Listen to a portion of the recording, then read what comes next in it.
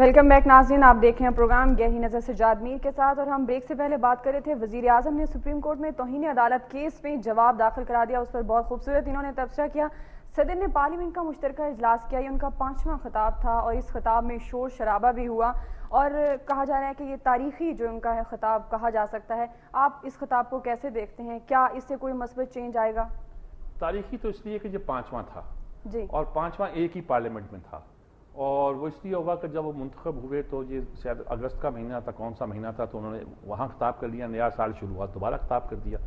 ہو سکتا ہے کہ یہ اس پارلیمنٹ کو اگلی بار بھی خطاب کریں، اگلی بار نہیں کریں گے تو پتہ نہیں کب تک کرتے رہیں گے، یہ کچھ نہیں کہہ سکتا۔ لیکن اس خطاب کے بارے میں میری رائے یہ ہے، لوگ بہت سی باتیں کرتے ہیں، جی بدشگونی ہوئی، اٹھے تو کرسی گر گئی، اور جب وہ آئے تھے تو ان کی باڈی لینگویج اور ٹینس تھے، ان کی مسکراہٹ وہ تاریخی مسکراہٹ نہیں تھی، مسکراہٹ میں بھی کھچاؤ تھا، وہ ظاہر انڈر پریشر ضرور تھے، اس لیے انڈر پریشر تھے کہ رات ہی کو تو چیلنج کیا تھا ایم کیو ایم نے کہ ہم ہنگامہ کریں گے اگر بھتیہ کے بارے میں نہیں کیا۔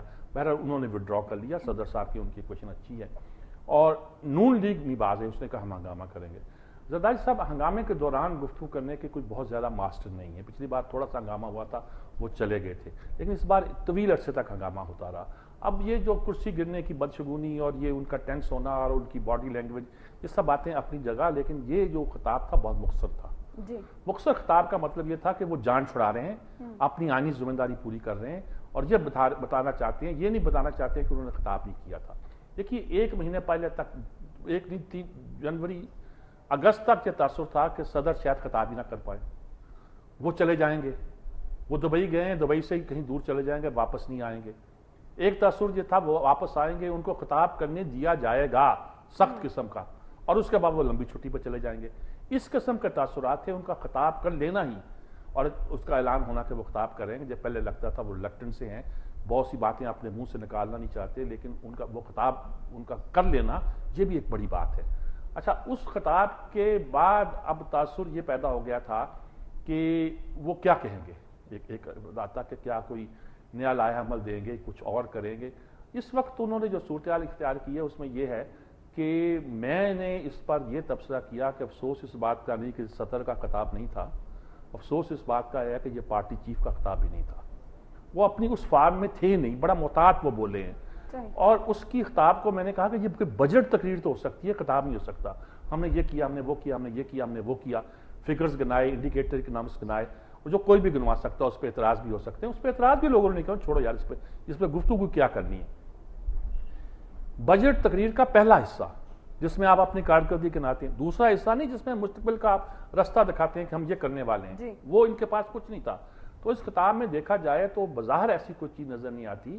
یہ تاریخی طور پر یہ بات تو ہو گئی ہے کہ انہوں نے خطاب کر لیا، یہ بات ہو گئی ہے کہ خطاب کو شور شرابے کے باوجود وہ بولتے رہے، لیکن یہ مختصر خطاب تھا، اور جب وہ اپوزیشن نے واک آؤٹ کیا کچھ عرصے کے بعد تو ان کا لہجہ بھی دھیما پڑ گیا تھا، جیسے کہ ایک ٹینشن تھی سے دور ہو گئی ہے، لیکن انہوں نے دیکھا کہ وہ لوگ بھی چلے گئے ہیں اور تو اب کوئی بات کر سکتے ہیں۔ صدر کا خطاب اس لحاظ سے بنیادی طور پر کوئی کامیاب خطاب نہیں ہے، اور اس کی بڑی ریزن یہ ہے کہ اس کے بعد گفتگو نہیں ہوتی۔ دیکھیے جب سے وہ بیماری کا ان کا واقعہ ہوا دبئی کا، یا ان کی لڑائی چلی ہے آرمی اور اس کے ساتھ، اور پھر صلح صفائی کی بات ہوئی ہے کہ جیسے کہ معاملہ ٹل گئے ہیں اور انٹرنیشنل پلیئر بھی بیچ میں آئے ہیں، صدر صاحب محتاط ہو گئے ہیں۔ جو وہ خطاب کرتے ہیں نوڈیرو میں بے نظیر کی اس برسی کے موقع پر، میں اس کو عام طور پر کہتا ہوں اسٹیٹ آف یونین ایڈریس ہوتا ہے ان کا، وہ ساری لڑائی جھگڑے آپ وہی نکالتے ہیں اور بڑے فار میں ہوتے ہیں، اس بار نہیں تھے۔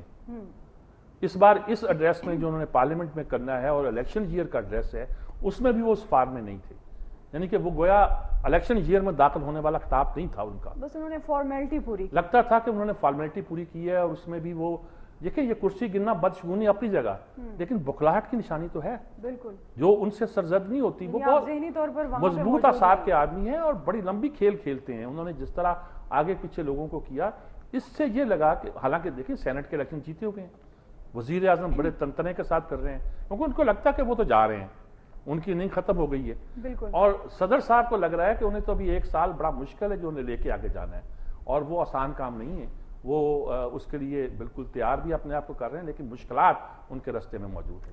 صحیح، صدر کی بات کر رہے ہیں تو جاوید ہاشمی کو تحریک انصاف کا صدر بنا دیا، یہ پارٹی میں یہ جو آرگنائزیشنل صدر کو صدر سے جوڑا آپ نے، اور اس کا کیا مطلب ہے؟ دیکھیں عمران خان پارٹی کے چیئرمین ہیں، جی، جاوید ہاشمی کو صدر بنانے کا مطلب یہ ہے کہ پارٹی ان کو عزت و احترام دے رہی ہے اور بتا رہی ہے کہ ہم ان کی اتنی اہمیت دیتے ہیں جتنی عمران خان کو دیتے ہیں. جاوید ہاشمی کی بڑی قربانی ہے اس ملک کے لیے جی. ان کی صحت بھی اب اس قابل نہیں رہی ہے اور یہی شکایت تھی انہیں. مسلم لیگ نے ان کے ساتھ بہت اچھا کام بھی کیا. وہ 4 جگہ سے الیکشن لڑے ہیں, جو کہتے تھے مانی جاتی تھی بات, ان کی عزت و احترام بھی کی جاتی تھی, لیکن پتہ نہیں کچھ بات تھی کہ کچھ ان کے درمیان, میاں صاحبان کے درمیان, ان کے درمیان ایک کچاؤ کی سی کیفیت پیدا ہو گئی تھی. اس کی کئی وجوہ ہیں جس کو بیان کی جاتی ہے. جاوید ہاشمی چل نہیں سکے ساتھ. یہاں جب وہ آئے ہیں تو عمران خان جب وہ کراچی پہنچے لینے خود آیا. شاہ محمود قریشی نے غالباً کیا کہا جاتا ہے اعتراض بھی کیا. انہوں نے کہا نہیں میں خود لینے جاؤں گا, اور بڑی محبت سے پیش آئے. یعنی جاوید ہاشمی کا رول اب ایک سینئر فائٹر کا ہے اس ملک میں. ہمارے کنٹمپریری ہیں, 2-1 سال بلکہ جونیئر ہیں, لیکن ہمارے ساتھ تھے یونیورسٹی کے زمانے میں.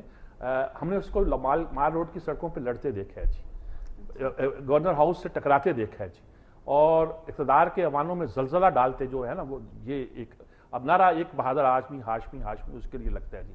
تو تحریک انصاف کے لیے انہوں نے طے کیا, اس نے شاہ محمود قریشی نے مانگی جی میں تو نمبر 2 لوں گا. انہوں نے کہا سینئر وائس پریزیڈنٹ بنا دیا, سینئر وائس چیئرمین جو بھی ہے وہ بنا دیا جی.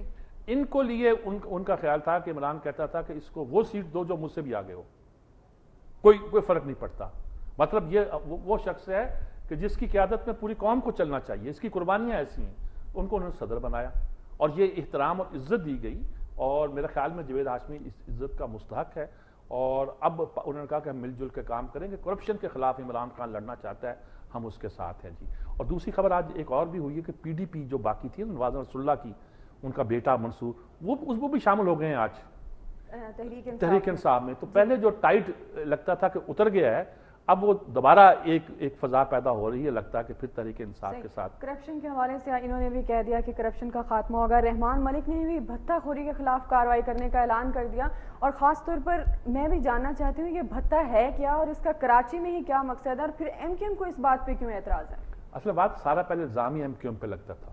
برسوں یہ الزام لگتا رہا کہ بھتہ ایم کیو ایم لیتی ہے جی. اور پرچیاں آتی ہیں دکاندار کے پاس کہ آپ 5,000 روپیہ, 5,000 تو نہیں 50,000 روپیہ اتنا آپ پہنچا دیں, اور جتنا لکھ دیا آپ کو وہ دینا پڑے گا. پھر کہا کہ حقیقی کر رہی ہے, کچھ اور کر رہی ہے, دوسری لوگ سے کر رہے ہیں.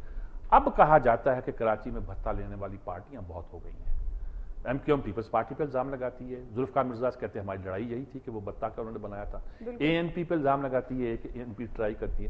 لیکن اب ہوا یہ کہ این اس وقت پہ جب سینٹ کے وہ صدر کی تقریر آنی تھی, انہوں نے کہا کہ جی بھتہ خوری کے خلاف آپ کارروائی کریں. اور رحمان ملک نے کہہ دیا جی ہم نے بنا لی ہیں, کمیٹیاں بنا لی ہیں, ہم کارروائی کریں گے, کل سے آپریشن شروع ہوگا.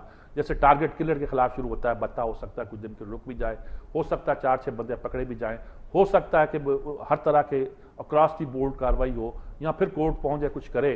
لیکن جو اندرونی لڑائی ہے ایم کیو ایم کی جو پیپلز پارٹی سے, صرف بھتے سے نہیں تھی.